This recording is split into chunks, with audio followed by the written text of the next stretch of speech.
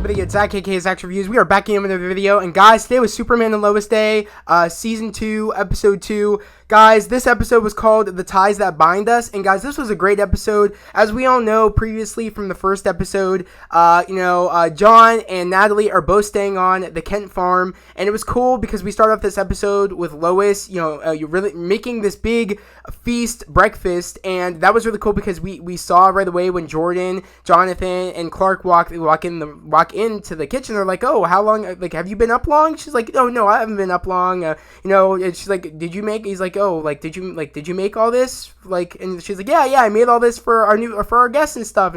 And they're like, I love when Jordan and Jonathan are picking up food, and they're like, "Oh, we have to wait until our guests come in or whatever." And they were like, "Oh, okay." And they're like, I love when Jordan was like, "Is that over easy eggs or scrambled eggs?" And she's like, "A bit of both." And I was dying when she said that because she's really trying to make a great impression, especially for Natalie. Ever since, she said, "I want you to be in my life, and I want you guys to, make a home in Smallville," and she really wants to make it, make it feel like home for them. And when they come in, she's like, "Oh yeah, guys, sit down." And I love when Clark's like, "Okay, hey, how'd you guys sleep?" And Natalie's like, "It was just nice to have a bed, sleep in a bed for once."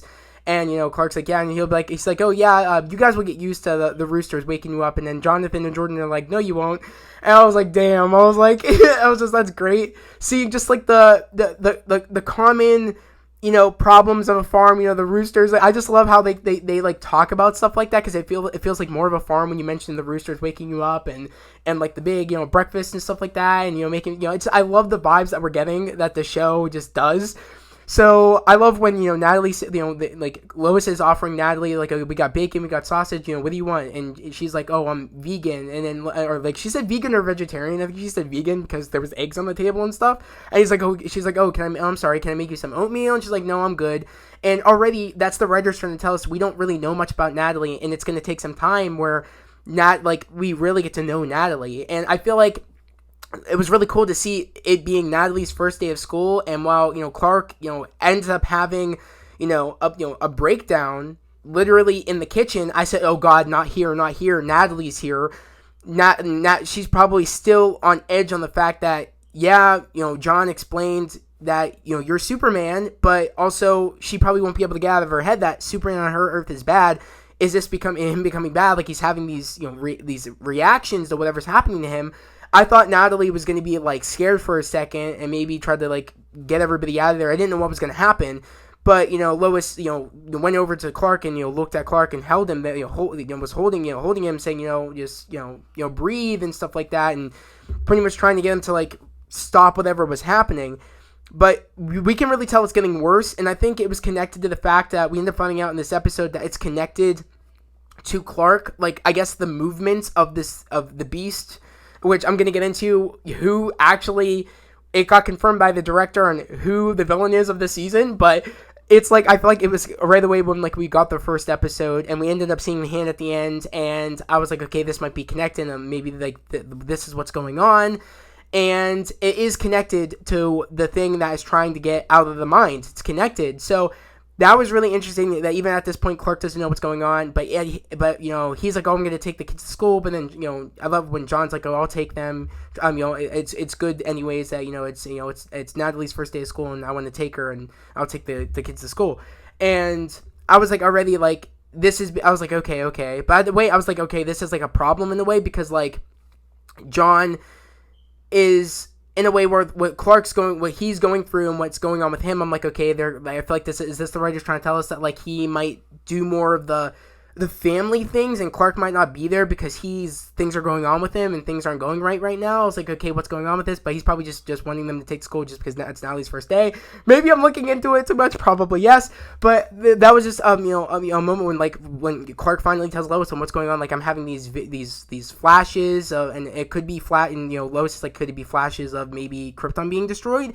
And he's like, maybe, but that would mean that, it would be connected maybe to the Eradicator. And she's like, okay. And she's like, oh, so what are we going to do about it? He's like, I don't know for sure. I don't know if this is what's happening, but if it is, there's only one person that could really tell me for sure that that knows more about the Eradicator, and we already knew right who he was talking about. There's only one person that knows about the Eradicator. I was like, okay, so we're going to be going to see Tal-Rho, and which we do because it also involves Jordan, and that's what Clark brought up, that if it's affecting me, it could be affecting Jordan because Tal's father was inside Jordan, so this could be a problem. So of course he wants to also protect Jordan and figure out what's going on with him. He wants to go confront Tal and be like, is there any way that the side effects of the Eradicator is remembering past memories of the previous people that took over you?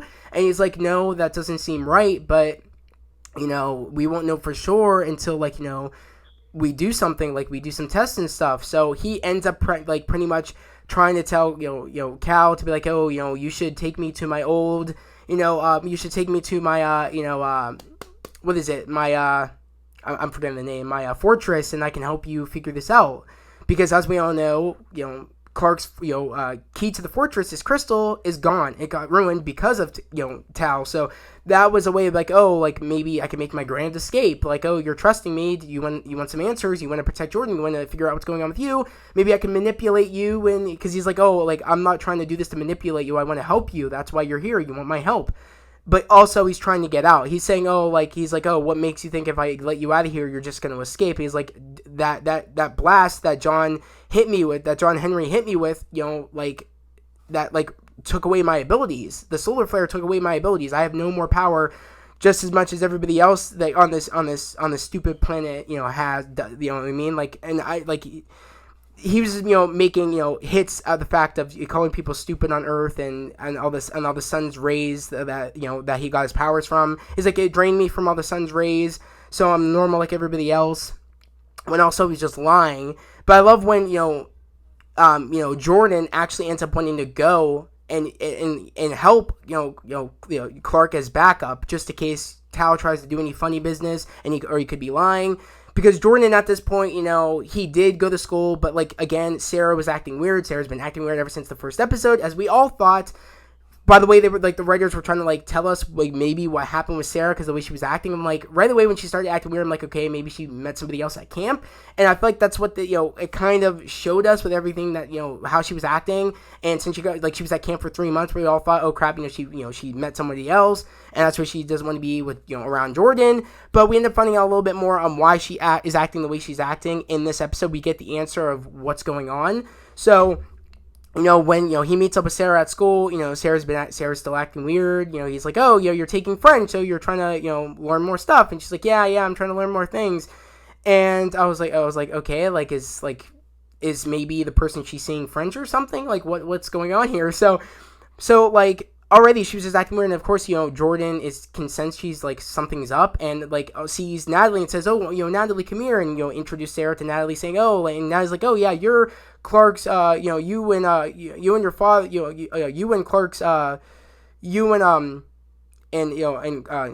Clark go way, your dad and Clark's father go way back, huh? And she's like, yeah, and she's like, oh, my dad's having, it came up where, she mentions how, Kyle is having, trouble trying to fix the Mustang. And, of course, Natalie's like, oh, no, and, with the knowledge she has from her universe of, with all this futuristic tech and her be making all the weapons for, John, it was like, oh, yeah, I could, it might be this. I can help you. I can come over after school and I can help you with it. And she's like, are you sure? My, dad said it's a junker and it can't work. It's he hasn't been able to get it to work. It's he's saying it's useless. It won't work. It's like, yeah, I mean, maybe it's this. I can come over and help you. And it's already right away where Jordan feels out of place. He's like, okay, you feel more and you want to, hang out with her more, but you're not paying attention. You're not really, you feel like you don't even want to be near me, but yet you're trying to do something with somebody else. So you could really tell it was really getting to Jordan, oh, what the heck, I don't know what's going on, and you just I don't know, you're not telling me what's going on. I know there's something up. So there was supposed to be something where he was supposed to go, he had plans to go hang out with Sarah at the diner, but Sarah's like, oh, I made plans with Natalie to go fix the car. We could use an extra set of hands, and Jordan's like, no, you guys go, and you can really tell it's on Natalie's face that she she's like, oh, like there's something going on there. She can even tell that there's something going on between Sarah and Jordan, and that's why she ends up bringing it up when Sarah and Natalie are trying to fix up the car, and she's like, oh, it's this, so the converter, this and that. She's like, and Sarah's like, whoa, you really know a lot about cars, and she's like, yeah, me and my dad, we did a lot when we were in the bunker, and she's like, oh, were you guys some weird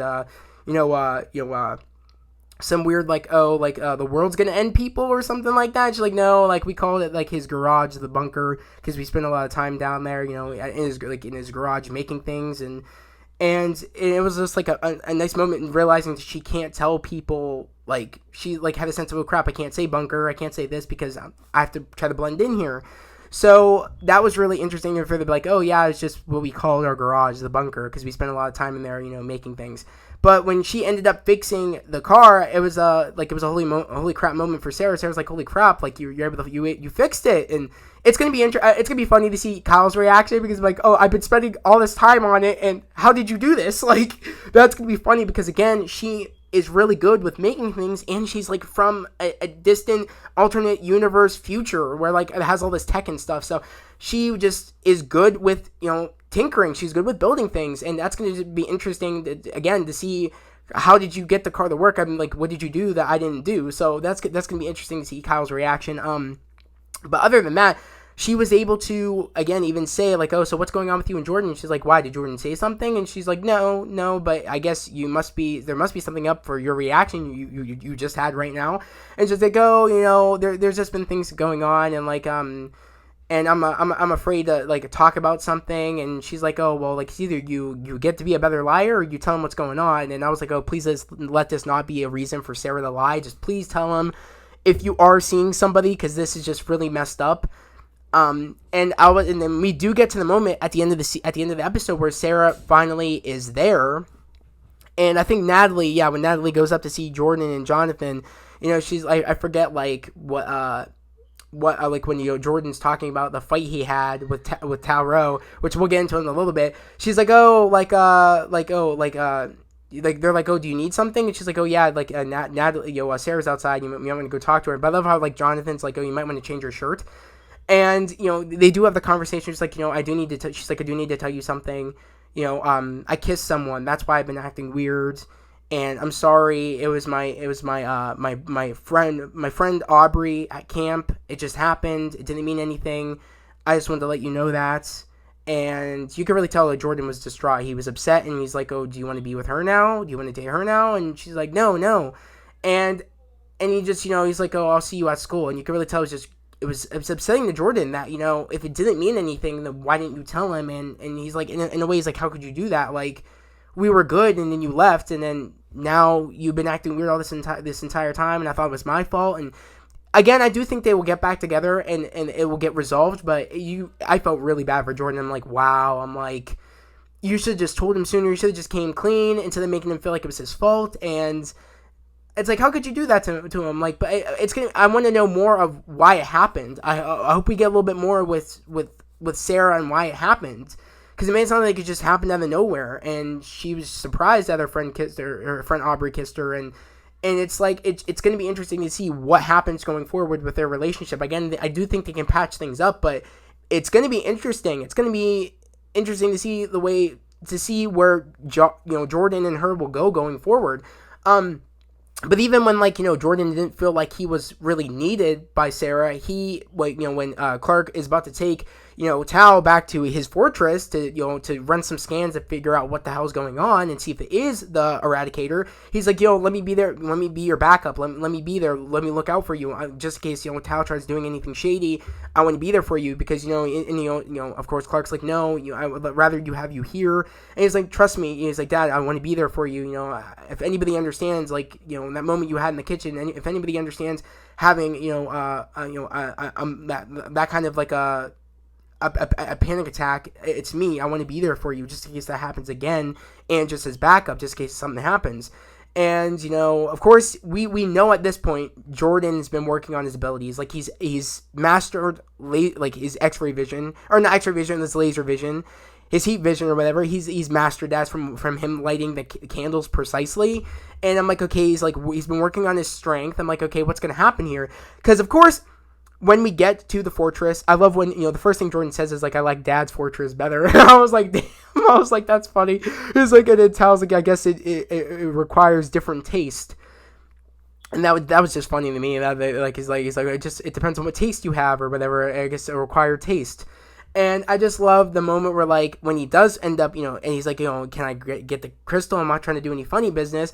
And it is Laura. It's Clark's mother. And I love how that's Tal's crystal, but as we all know, Clark's crystal is Jor-El, and I love his reaction. He's like, Mom, and she's like, oh my God, and they have the moment, but it's not the same Laura that he talked to with the Eradicator. It's the Laura that was the memory and the knowledge of her, like, when she was on Krypton still. You know what I mean? Like, before, Krypton exploded. So that was interesting when, Jordan's like, hi, grandmother and all that stuff, and this, and that, and that was really cool to see all that go down, and Laura's happy to see that her two sons survived, or they're like, I guess that Tal survived, and like, oh, my two sons survived, and they're together, and then Clark's like, we're not together, and you can already tell, just like she looks at both of them, and she's like, I can't believe, this happened to you. You turned into this monster,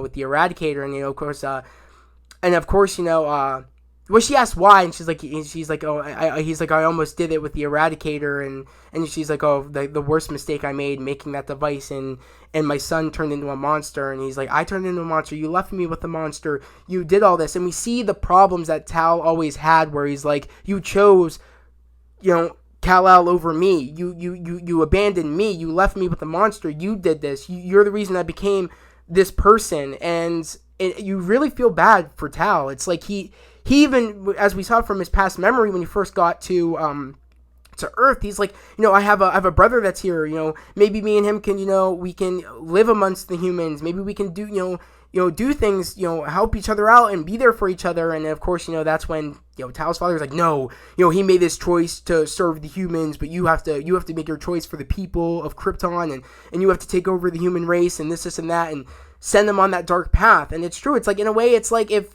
Laura would have just fought because she's like, I didn't know until it was too late, until the barriers were up, until I couldn't get to you in time, and I'm just so happy you're here. I just wish you would have made better choices, this and that. And that was really hard to watch, and to see Clark to be like, oh, like, you made your choice, you did all these things, this and that, but Clark doesn't understand that it was his choice, but at the same time, it's like he was being forced by his father to do all these things in a way. But it's a hard thing. It's like you could feel for him, because, I mean, yeah, he had a choice, but essentially he felt like he felt like he was kind of too far gone, and he had no choice, and he felt like this was for the greater good, in a way, for his people and all that. So you really, it's like, he shouldn't have done what he did, but you feel bad for him. And I love how the writers are making us feel for him, and the writers are kind of trying to show us there could be a redemption arc here, because by the end of this, he's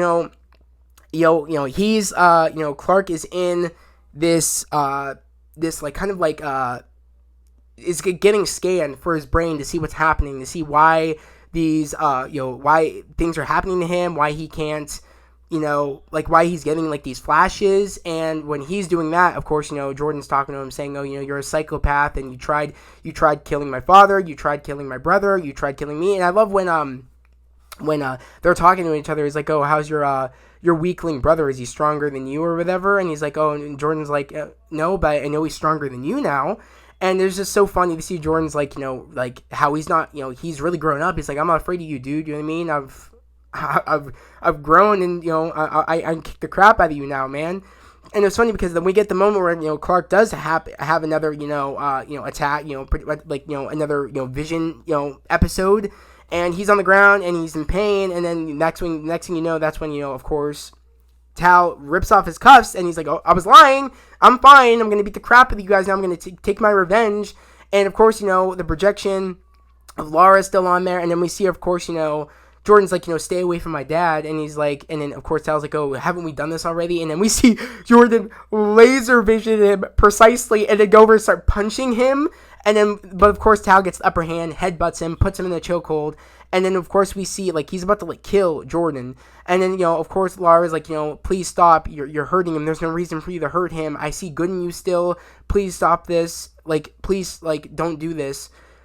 And he doesn't. But at this point, like, when the earthquake, like, episode, when the earthquake stopped, that's when, of course, Clark is able to, like, really get back to, like, the headaches stop happening and these visions stop happening. He's able to, like, get, Tal off of Jordan. It says, don't you ever touch my son again. You touch him like that again and all that. And then, of course, like, he's, like, beating the crap out of him. Like, don't you ever touch my son. I should have never, like, brought you here. And, of course, Lara's like, good thing he did because I know what's wrong. And then that's when we, of course, see Clark go back to tell John and Lois what's happening, saying that it's, whatever's happening down in the mines, whatever that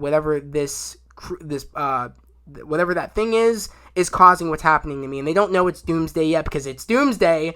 The director confirmed it's Doomsday, and I'm super excited to see the reveal of Doomsday because we get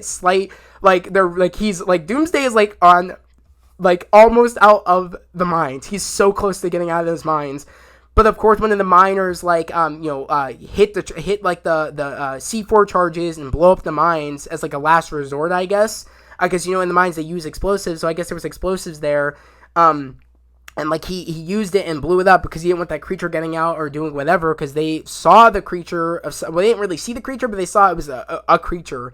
And we all know that this, like, science is, like, lady that's got put there is working with somebody, which we'll get into in a second. But I love how, like, he says that whatever this, creature is, whatever this, like, this thing is, like, it's connected, and we have to find out, like, what's happening, what's going on, because that's all I know is it's connected, but I don't know what it's trying to do except get out.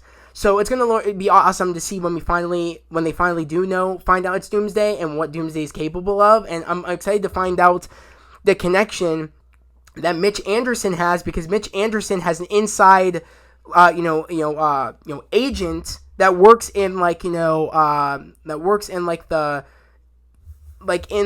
earthquake department of things, and, in a certain department where, like, knows what that thing is, calling Mitch at the end of this episode saying it's more powerful than we thought. And I was like, oh crap, Anderson behind this crap. He's been behind this crap from square one. He didn't just send those, his students down there to go save those people. Clearly, he must have. Either the students might be in on it, or maybe they're not in on it. Maybe he needed them to go down there to activate something. I don't know, but he is clearly knowing what's down there, or maybe him sending them down there to get them out. I don't know, but it seemed like they know what's down there. If not the students, but Anderson knows what's down there because, again, she said it's more powerful than what we thought. Meaning, I think he wants to contain it and use it as a weapon. Or maybe he did something to, in a way, create Doomsday with the X Kryptonite that he has control over because he took over Sam in the DoD. So it's like anything is possible. He could have made Doomsday and realized maybe it's hatching time. He's trying to get out. And that's why she's, like, saying, oh, it's more powerful than we thought. I don't know, but Anderson is behind all this in some sort of way, guys. Especially with him, like, activating this, like, this, because we all knew, we saw Tag in this episode, which I was like, whoa, we finally saw Tag, crap. Like, I was so shocked when we saw Tag, and he actually is the one, because we end up seeing, of course, Clark gets, he hears that there's kind of like someone's being held at gunpoint at this hangar, and he ends up flying there, ends up, like, pushing this guy across the room, which I thought, for instance, that dude would have been done for. I was shocked when he got up, but of course he inhaled some X Kryptonite, and he was able to fight, Clark, and in the moment where, like, he, like, slams Clark on the ground, and I was like, damn, he's on the ground right now, holy crap, and he's having another one of his, flashes and stuff, and I'm like, oh great, this isn't bad. He's like, this dude's throwing him around like a rag doll, and then here comes that school of superhero kids that Anderson has been, Anderson's team comes in, ends up beating the crap out of that dude, literally throwing that dude back and forth, like beating the crap out of him, that one guy and that one girl that had the Superman crest on. And then next thing you know, we see Tag flying it, like just speed in there, go over the Superman, say, "Are you Superman? Are you okay?" And then we see the other two, teammates looking at, Tag like, what the hell is going on with Superman? So I don't know. Again, it seems like these kids maybe just want to use their abilities to help out in any way that they can. Maybe they're not bad and they don't know what's going on. But at the same time, Anderson is literally, if that is the case, Anderson is using these kids as his own personal army, even though they're kids. And even if they do want to do things to use their abilities in the right way, again, they're kids and they're not ready for what's out there, and you shouldn't be putting them out there. But if they are, if they do want to, help out in some sort of way, and, Anderson's like, "Oh, you want to help? If you guys want to help, and use your abilities for good, I'm going to use, I'm going to betray you guys, and I'm going to actually, like have a crappy agenda on what I'm trying to, I'm saying that you guys are going to help out and be good, but I'm going to use you in a, I'm going to, trick you guys out and use you in a bad, in my way. I'm going to use you guys." I don't know, but Anderson is behind this in some sort of way. He knows about Doomsday. And I think he's going to try to contain Doomsday and try to control Doomsday and put him a part of his team or something. I don't know. Or maybe in a way he's he did threaten Superman, saying, "Oh, if you're not here for America and you're not putting America first, then, we don't need you anymore." And he gives him back the I forget what it's called, the ETL or whatever it's called, or the ELT. Yeah, so that way if something goes wrong, they can use the ELT so he can know when to show up. So I don't know. In a way, I don't know what Anderson's goal is, but clearly it's not good since he has connections with that girl. I forget what the organization is called that she was a part of. She was part of something. I forget what the name was. So let me know down in the comments below what it was. But guys, there's a lot going on, especially also with Jordan. Or Jonathan finding out that that one kid that is the starting quarterback might be juicing. Juicing how? Taking steroids or using kryptonite juicing? I don't know. Probably just steroids if that's the case.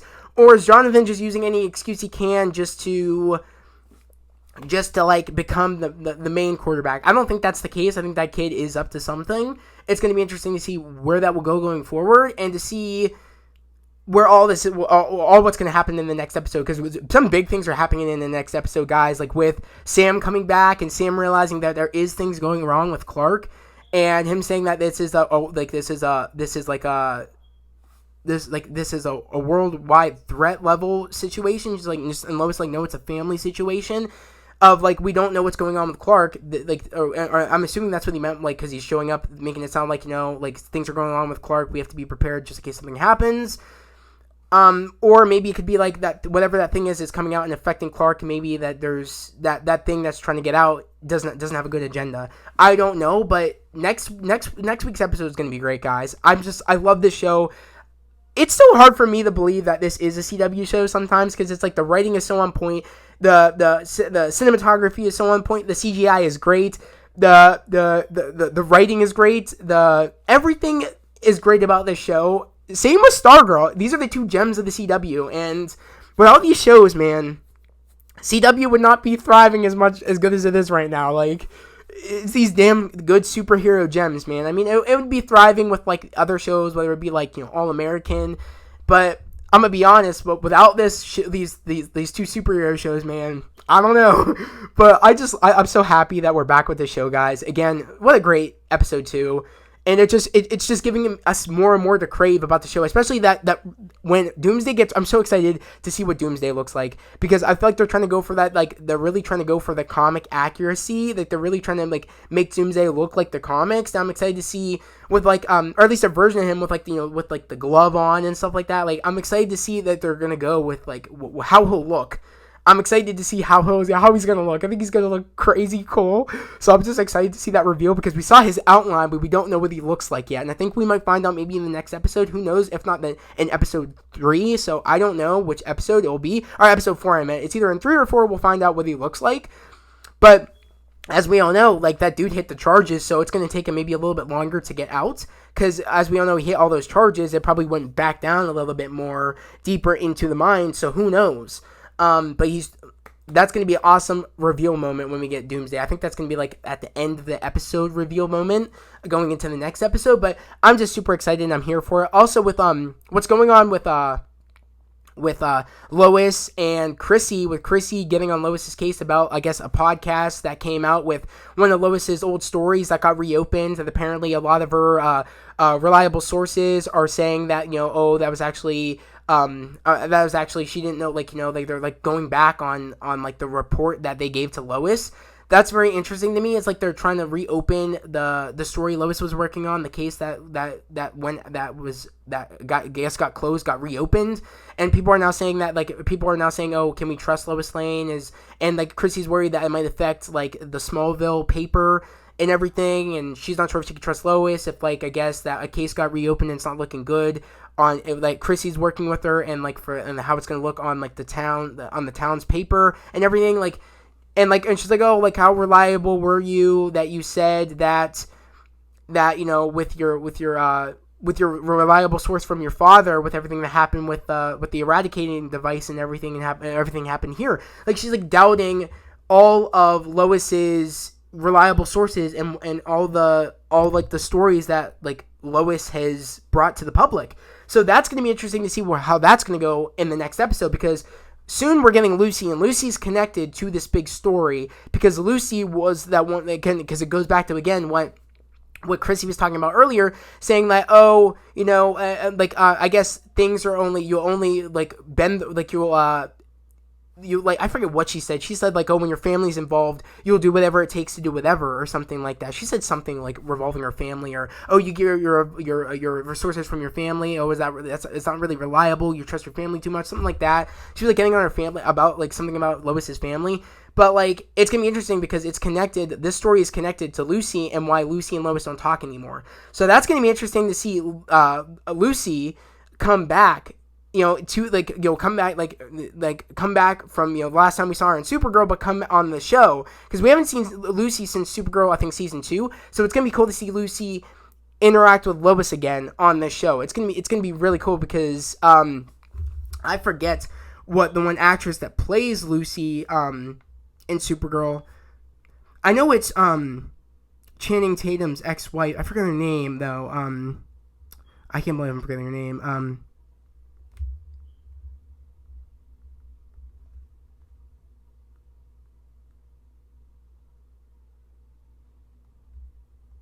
Trying to look up her name. Jenna Dewan. Jenna Dewan. I think that's how you say her name. I'm excited to see her again because I think she killed it as Lucy when we saw her in Supergirl. So I'm excited to see her again, and to see, it seems like, I guess the reason she doesn't talk to Lois anymore is, I guess, that whatever happened, I guess Lucy almost OD'd or something. That's from my understanding. Or maybe she had a friend that almost OD'd and she wasn't happy when that story got out, and that's why she stopped talking to Lois. I don't quite understand exactly what happened, so let me know down in the comments below. Was Lucy the one that OD'd, or was it Lucy's friend that almost OD'd? I think it was Lucy that almost OD'd, and that's why she's not talking to Lois anymore, because she put that story out there. But let me know down in the comments below of what, like of that, or she almost OD'd, but if it wasn't for Lois being there, she would have died. I think that's from what I understand of the story that Lois was trying to tell. But, because, I mean, Chrissy's like, oh, I'm sorry, so I'm pretty sure it was Lucy that almost OD'd. But I'm excited to see, like, how that's going to go. What the tensions will be when Lucy comes back to Smallville, because we all know she's coming in the next, I think, if not the next episode, if the next episode, then episode 4. So I'm excited. I cannot wait. But guys, we got some big things just coming to this season 2, and I just can't wait. But guys, let me know down in the comments below what you guys thought of episode 2 of Superman and Lois. Again, I loved it. It was great. But I want to know what you guys thought down in the comments below. What are your theories? Were any of your speculations right, if anything? My biggest, speculation that we had from the first episode is I thought, what was his name? It's what's the dude's name that was running for mayor of Smallville? It was oh god, it's gonna kill me. But I was right though about Lois, like about Kyle realizing Lois should become the mayor of Smallville. run to become mayor? I was right. I was right on that prediction. I said Hartley, whatever this dude's name was. I'm like, he's gonna drop out, or Lois is gonna realize that he doesn't know what he's talking about, or Kyle's gonna realize he doesn't know what he's talking about, and then Lois will have a realization maybe she should run for mayor, or Kyle's just going to bring up to her saying you should run for mayor because he sees that she knows what this town needs. And I'm trying to find out what this dude's name was. It was like I'm trying to find out what was this dude's name. What was this dude's name? Come on. What was it? Daniel Hart. Yeah, Daniel Hart left. Like he dipped. He said, "Oh, my family. I have a job that's better for my family. You know, we really need this." And you can really tell Lois was annoyed, but Lois was the person that should have ran for mayor. She's the one that stood up to the mayor. She should run for mayor. And even, I'm so happy. But it took Kyle forever to realize it. I was like, dude, it took you forever. But good thing they addressed this in episode 2. Because I swear to God, if you would have finally realized in episode 4, I would have been so annoyed. But I'm just so happy. It's like, I was like, round of applause, Kyle, man. Thank you for realizing she should be the one running for mayor. She clearly cares about this town and knows what it needs. Especially because she's the one that gave the coach for Smallville saying that when he said, "Oh, how are you going to address the teachers needing pay raises?" and he was like speechless. He didn't know what to say. And then Lana came in and said, "Oh, this we got to do this, we got to do that." So everything you from there, oh, she should become mayor. Like I feel like that's how it's going to end up. She's going to become mayor or try running for mayor, and I think she's going to win. That's my prediction. I think she's going to win.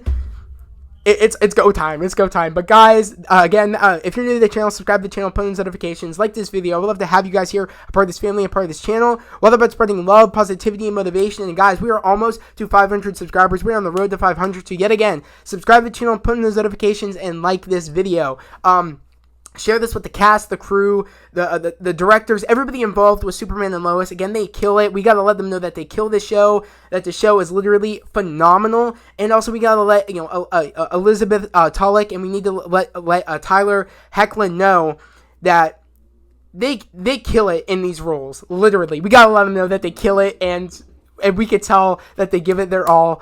Every episode and so far every season of season 1 and 2, that they just, you can really tell that they love these roles and that they are so dedicated to play these roles. But guys, again, that was the video. Again, let me know down in the comments below what you guys thought of episode 2 of season 2, and let me know what you guys think is going to happen in episode 3. Guys, that was the end of the video. I hope everybody has a great day, a safe day. I'll see you guys next time. Peace.